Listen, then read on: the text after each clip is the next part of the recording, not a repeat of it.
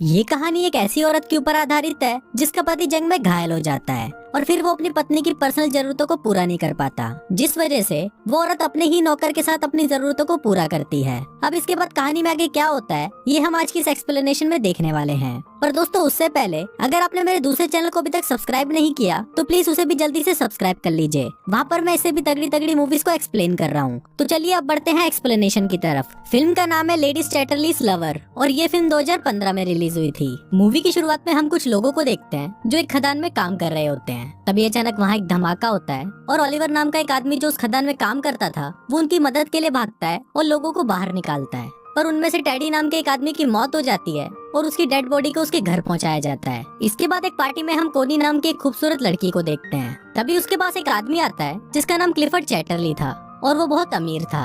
अब कुछ देर तक बातें करने के बाद वो दोनों एक दूसरे से इम्प्रेस हो जाते हैं और साथ में डांस करने लगते हैं। लेकिन कोनी के दोस्त डंकन को ये बिल्कुल भी पसंद नहीं आता क्योंकि वो भी कोनी से प्यार करता था। अब इन दोनों की ये मुलाकात प्यार में बदल जाती है और वो दोनों एक दूसरे से शादी कर लेते हैं। और शादी के वक्त वो दोनों ये कसम खाते हैं कि वो दोनों एक दूसरे से हमेशा वफादार रहेंगे और कभी भी एक दूसरे का साथ नहीं छोड़ेंगे। अब उन दोनों की मैरिज लाइफ बहुत अच्छी चल रही थी, पर अगले दिन ही क्लिफर्ड को सेना में जाना पड़ता है क्योंकि वो एक सोल्जर था। वहीं जंग के दौरान क्लिफर्ड घायल हो जाता है और उसे वापस घर भेज दिया जाता है। आज क्लिफर्ड घर आ रहा था और सभी बहुत ज्यादा खुश थे और उसका वेलकम करने के लिए घर के बाहर खड़े थे। क्लिफर्ड को देखकर कोनी बहुत ज्यादा खुश होती है, पर तभी हम देखते हैं कि जंग में घायल होने के बाद क्लिफर्ड के पेट के नीचे का पूरा हिस्सा पैरालाइज हो जाता है। अब क्लिफर्ड अपनी हालत से लाचार था और वो सबको थैंक यू बोलकर अंदर आ जाता है। वहीं कोनी क्लिफर्ड को जिंदा देखकर खुश तो हो रही थी, पर वो भी अंदर ही अंदर बहुत दुखी थी। उनकी खुशियों भरी जिंदगी में कभी ऐसा मोड़ भी आएगा ये किसी ने सोचा नहीं था। इसी बात से दुखी होकर क्लिफर्ड खुद को मारने की कोशिश भी करता है, पर तभी कोनी उसे रोक लेती है और वो उसे विश्वास दिलाती है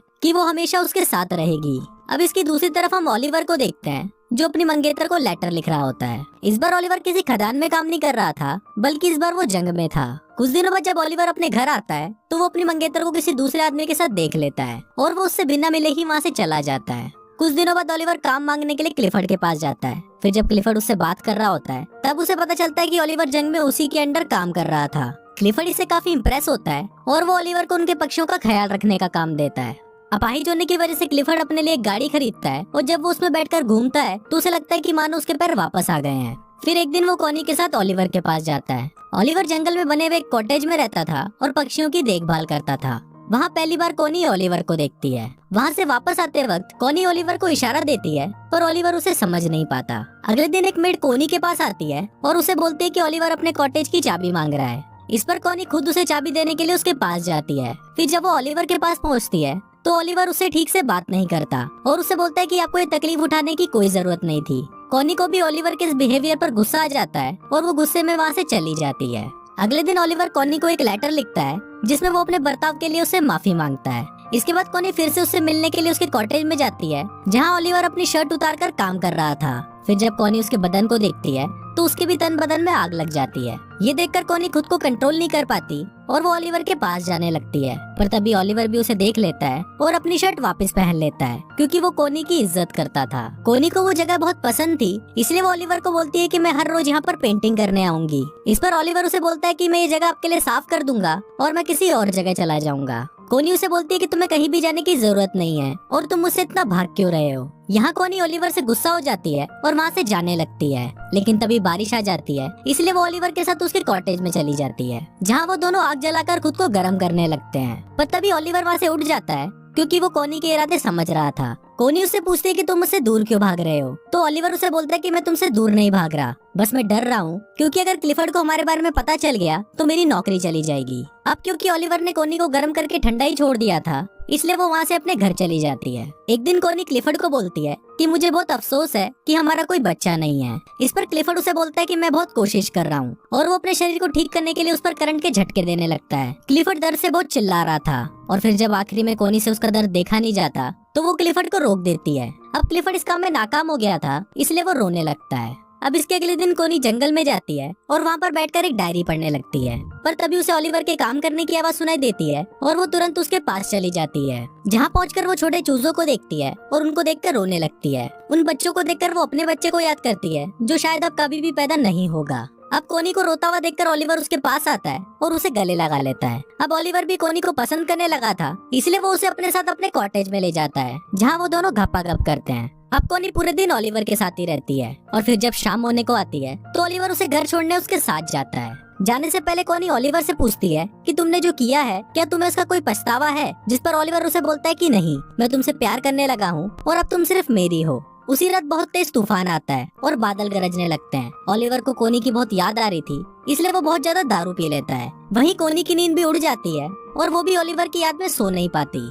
फिर वो खिड़की से ओलिवर के घर की रोशनी को देखती है और वो खुद को रोक नहीं पाती और दौड़ते हुए ओलिवर के पास चली जाती है और उसे जाते हुए उसके घर की एक मेड देख लेती है। ओलिवर भी वहाँ कोनी का इंतजार कर रहा था और वो कोनी को बोलता है कि मुझे नहीं लगा था कि तुम मुझसे मिलने आओगी। इस पर कोनी उसे बोलती है कि मैं तुम्हें कभी भी अकेला नहीं छोड़ूंगी और फिर वो दोनों वहाँ पर गपागप करने लगते हैं। एक दिन क्लिफर्ड के घर पर एक पार्टी होती है जहाँ पर डंकन भी आया होता है। फिर क्लिफर्ड देखता है कि कोनी और डंकन साथ में डांस कर रहे हैं और उसे ये देखकर बिल्कुल भी अच्छा नहीं लगता।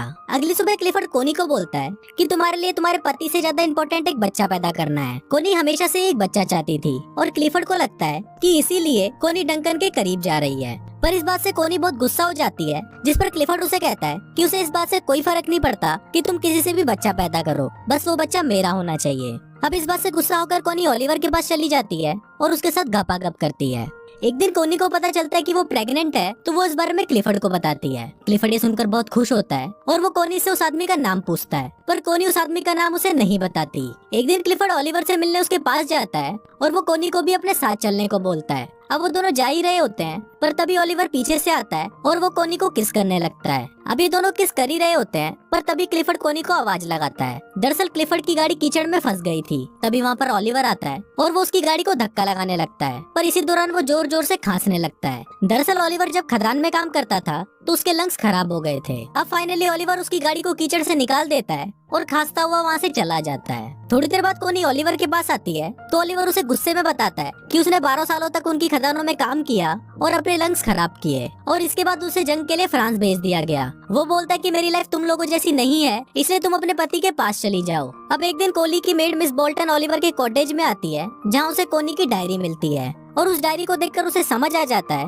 कि कोनी के पेट में जो बच्चा है वो ओलिवर का है। एक दिन क्लिफर्ड आने वाले बच्चे की खुशी में अपने घर पर एक पार्टी रखता है, पर तभी वहाँ पर मिस बोल्टन आती है और वो क्लिफर्ड को बता देती है कि कोनी के पेट में जो बच्चा है वो ओलिवर का है। फिर जब कोनी क्लिफर्ड से मिलती है तो क्लिफर्ड उससे बहुत नाराज हो जाता है। इसके बाद कोनी मिस बोल्टन के पास जाती है और उसे पूछती है कि तुम्हें ये बात किसने बताई, पर इस पर मिस बोल्टन उसे कुछ नहीं बताती। अब कोनी को लगता है कि शायद मिस बोल्टन को ओलिवर ने बताया होगा, पर मिस बोल्टन उसे बोलती है कि उसने उसे कुछ नहीं बताया।